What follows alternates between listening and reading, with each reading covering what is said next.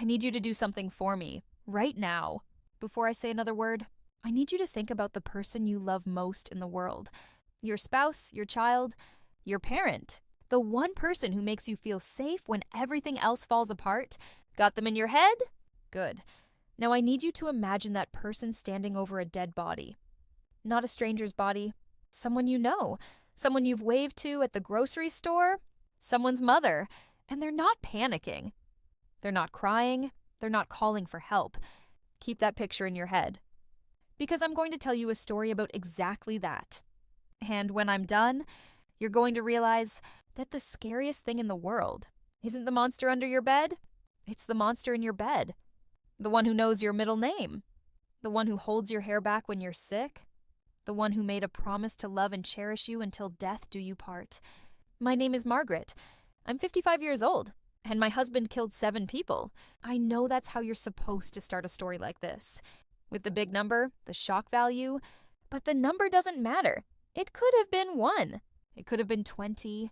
The number is just arithmetic. The horror is in the details. And the detail I need you to understand right now, before I tell you anything else, is this: I was in the next room when he did the first one. I was making him a sandwich. Turkey and Swiss, hold the mustard, exactly how he liked it. I heard a thump. I called out, "You okay in there?" "Werp," he called back, "or fine." Dropped a hammer. And I believed him, because that's what wives do. We believe the thumps are hammers. Until they're not. That was 29 years ago. I'm going to tell you everything. And when I'm done, you're going to look at the person you love most in this world just a little bit differently. Let's start at the beginning.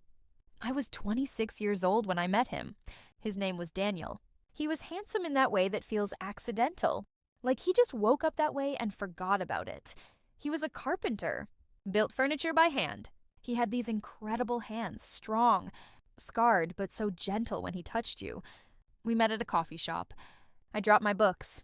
He picked them up. Cliché, I know, but clichés exist because they happen. We were married within a year. Bought a little house with a big backyard. Had a daughter, Emily. Emily was 3 years old when Daniel started killing people. You never know, of course. That's the first thing you need to understand about monsters. They don't live in caves under the mountain. They live in your bed. They kiss you goodnight. They change diapers. They cry at sad movies. The first one was a man from his work, a fellow carpenter named Joe. Joe was loud, crude, made inappropriate jokes at the company picnic. I didn't like him, so when Daniel came home one night and said Joe had quit, moved to another state without telling anyone, I didn't question it. I thought, good riddance. The second was a woman, a waitress at the diner we went to on Sundays. She was young, pretty, always remembered our order. One week she was there, the next week she wasn't. Daniel said he heard. She went back home to take care of her sick mother. I thought, how sad. The third was a homeless man who camped near the highway on-ramp. Daniel pointed him out one day when we were driving to the mall. Someone should do something about that, he said. A few weeks later, the man was gone. I figured the city finally cleared the encampment. 7 people, over 4 years. 7 people vanished from our small city, and I never connected a single one of them to my husband. Because why would I? My husband built cribs for our friends' babies. My husband planted tulips in the front yard. My husband cried at our wedding when he saw me walking down the aisle. That's the thing about denial. It's not just ignoring the truth. It's building a beautiful, comfortable house on top of it and living there happily.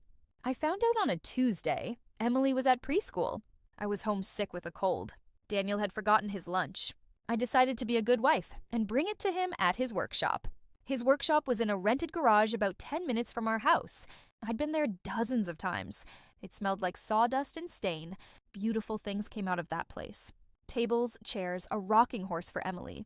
I let myself in with the spare key he kept under a brick. I called his name. No answer. I walked to the back, where he kept his finished pieces. And I saw the grave. It wasn't a hole in the ground. It was a display, a showcase. He had built it himself, a glass case like a museum exhibit, with a light inside. And in that case, lying on a bed of wood shavings, was a woman's hand. Just the hand.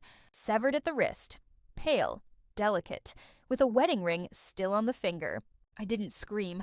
I couldn't. My body forgot how to make sound. I just stood there staring at this hand, this thing that had once held a coffee cup. Touched a child's face, waved goodbye, and then I heard his voice behind me. Beautiful, isn't it? I turned around. He was standing in the doorway, holding a hammer. Not like a weapon, just holding it, like he'd been working. His face was the same face I'd kissed that morning. Same eyes, same gentle smile. I keep one from each, he said. Here's a souvenir. The rest, well, you don't need to know about the rest. I asked him why. That's all I could say. Why? He looked at me like I'd asked him why water is wet. Like the answer was so obvious, so fundamental, that he couldn't believe I didn't already know. Because I like it, he said. Well, because it's the only time I feel real, the only time the noise in my head stops. When I'm doing it, I'm finally quiet inside. And I wanted you to understand. I wanted someone to see my work and understand. He didn't kill me. That's the part that still confuses people. He had every reason to. I was a witness. A liability. But he loved me. In his own broken, horrific way, he loved me. He told me he'd never hurt me or Emily. That we were the only things that kept him human. He made me a deal. He would stop. No more. He would bury his collection, destroy the evidence, and we would go back to being a family. He would be a good husband, a good father. All I had to do was keep his secret. I said yes, and for 2 years, I kept his secret. For 2 years, I slept next to a murderer. I raised his daughter. I made his dinners. I smiled at his jokes, and I waited. I waited until Emily was old enough to understand. I waited until I had a plan. I waited until I had evidence, photographs, journals, recordings, and then one night when he was asleep, I took my daughter and I walked out the door. I drove to the police station, and I handed them everything. They arrested him at dawn. He didn't fight. He looked at me through the window of the squad car, and he smiled, the same gentle smile, like he understood, like he was proud of me. He's been in prison for 23 years now. Emily is 28. She's a therapist. She helps people process trauma. She's married to a wonderful man who builds furniture as a hobby. She doesn't know the full story. She knows her father is a bad man, but she doesn't know about the hands in the glass case. She doesn't know what I saw. And that brings me to my lesson. The thing no one has ever told you. The thing that keeps me awake at night. Not because I'm scared, but because I'm ashamed. I loved him, even after I knew, even after I saw the hand. I loved him. And that love was the most terrifying thing of all, because it meant that I was capable of looking at evil, understanding it completely, and still choosing comfort. Still choosing the familiar. Still choosing the man who built me a rocking chair for our baby over the 7 people he destroyed. We like to think that if we encountered a monster, we would know, we would run, we would fight, we would do the right thing, but we wouldn't. Most of us wouldn't, because monsters don't announce themselves. They come home tired from work and ask what's for dinner. They hold your hand during a thunderstorm. They make you laugh so hard you snort. And when you find out the truth, your brain doesn't process it as danger. It processes it as a problem to be solved, a secret to be kept, a life to be maintained. The most disturbing thing I learned isn't that there are people like Daniel in the world. I made peace with that long ago. The most disturbing thing is that there are people like me, people who see the abyss, and instead of running, decide to decorate it, put up curtains, plant flowers, raise a child next to the edge. I didn't save those 7 people. I didn't stop him after the first one, or the second, or the third. I only stopped him when it was safe for me to stop him. When I had a plan. When I had an escape route. When my daughter was old enough to carry to the car. I'm not a hero. I'm a survivor. And there's a difference. So here's your lesson. The one you've never heard. The one that will disturb you more than any story about murder ever could. You are not immune to complicity. You will tell yourself you would never. You would know. You would act. But you don't know what you would do until you're standing in a workshop, staring at a severed hand, and the person you love most in the world is standing behind you with a hammer and a smile. You might run, or you might stay.